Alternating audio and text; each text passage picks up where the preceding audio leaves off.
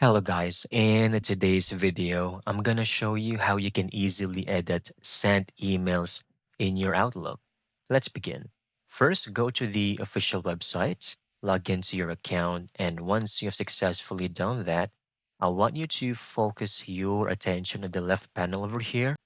Click and find Sent Items folder. All right, click on it.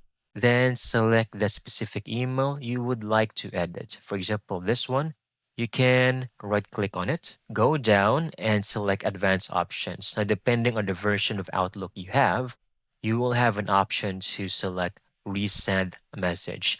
Go ahead, click that option. But if this option is not available for you, you can easily double click on the email. You can maximize this. And over here on the three dots, click on it to reveal more options.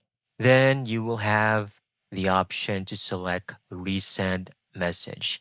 Click on it.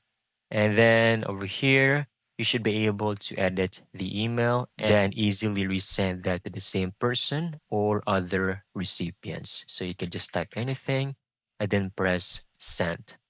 That's it. That's how you can easily get this done. I hope you found this video very helpful.